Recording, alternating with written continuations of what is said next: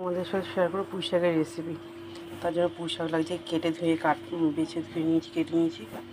আলু অথবা সবজি কী কী লাগছে বলে দিই। আলু, কুমড়ো, পটল, বেগুন, ঝিঙে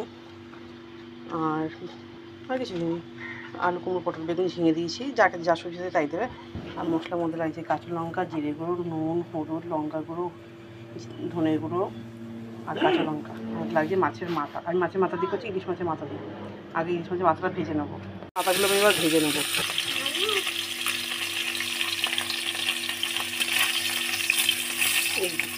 ইলিশ মাছের তেলের মধ্যেই গন্ধটা থেকে যাবে, তো ভালো লাগবে খেতে পুঁই শাকটা। আমি ইলিশ মাছের মাথাগুলো রেখে দিয়েছিলাম কচু শাক করবো বলে, করার সময় পাইনি, তাই পুঁই শাক করছি। চালগুলো তুলে নিয়েছি, ভাজা হয়ে গেছে। কিন্তু আমি একটু তেল অ্যাড করবো, তেলটা ভালোই গরম আছে। এর মধ্যে আমি 5 ফোড়ন দেবো। পুঁই শাকে 5 ফোড়নটাই ভালো লাগে। আর দেবো 3টে কাঁচা লঙ্কা।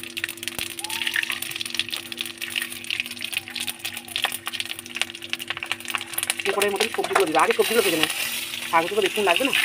সবজিগুলো দিয়ে দিচ্ছি, একটু নাড়িয়ে নেবো, দিচ্ছি আর নাড়িয়ে নিচ্ছি। যাতে যা যা সবজি হবে সব দিয়ে দেবো, যত দেবে তত ভালো লাগবে।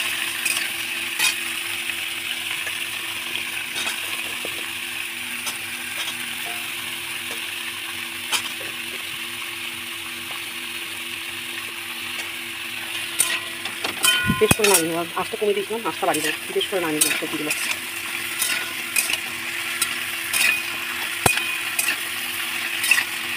এরপর আমি এর মধ্যে আদা বাটা অ্যাড করব। আদা বাটা অ্যাড করে এক এক করে সব এবার অ্যাড করব। একটুখানি আদা বাটা লাগবে মনে হলো, আমি একটুখানি আদা বাটা দিয়ে দেবো।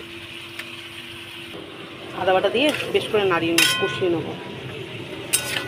আদা বাটা আর এখানে যত গুঁড়ো মশলা রাখা আছে আমার সব অ্যাড করে দেবো। সব গুঁড়ো মশলা দিয়ে ভালো করে কষিয়ে নেবো জিনিসটা। এটা নিরামিষও করা যায়, শুধু মাছের মাথা বাদে এরম যেরকম করছি এটা নিরামিষও হবে।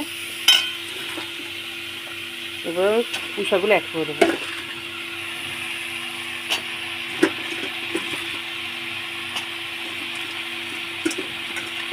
সানডের বাজারে কিনা খাচ্ছি পুঁই শাক। মাছ মাংস রোজ হচ্ছে ভালো লাগে। মাছ হবে, মাছও হবে। মাছের রেসিপিটা আমি কালকে দিয়ে দেবো, আজকে করে কিন্তু কালকে দেবো। সব মশলা দিয়ে দিয়েছি, মশলাটা আমি একবার রিপিট করে নিচ্ছি। এই মশলার মধ্যে আছে ধনে, জিরে, লঙ্কা, নুন, হলুদ, চিনি, আদা বাটা, আর ফোড়ন আছে 5 ফোড়ন, কাঁচা লঙ্কা। এবার আমি ইলিশ মাছের মাথা দুটো অ্যাড করে দেবো। মাছের গন্ধেই খাওয়া হয়ে যাবে। বললে বাবা এতটা পুঁই শাক, মাত্র একটা মাছের একটা। সেটা খিচুড়ি করেছিলাম, ইলিশ মাছ নিয়েছিলাম, ইলিশ মাছটা রেখে দিয়েছিলাম কচু শাক করবো, কচু শাক পাইনি, পুঁই শাক করে নিলাম। এবার এটাকে আমি ঢাকা দিয়ে দেবো। পুঁই শাকটা একটু নাড়িয়ে নেবো, ভালো করে নাড়িয়ে নিতে হবে একটু।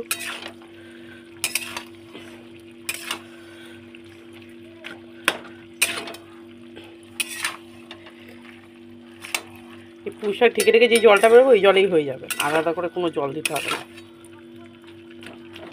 অনেক দিন পর পুঁই শাক রান্না করছি, একটু ঢাকা দিয়ে দেবো। পুঁই শাকটা ঢাকনা খুলে নিচে একটু নেড়ে নেবো। আর আলুটা দেখে নেবো, আলুটা সেদ্ধ হয়ে গেছে। সব সবজি সেদ্ধ হয়ে গেছে, খালি একটু ঝোলটা শুকাবে তারপরে।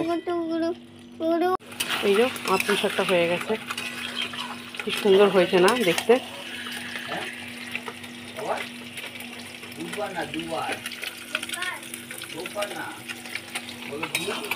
রেডি, এবার আমি এটা নামিয়ে নেবো। নুন ঝাল সব টেস্ট করে সব ঠিক আছে, রেডি হয়ে গেছে আমার পুঁই শাক। কেমন লাগলো জানিও।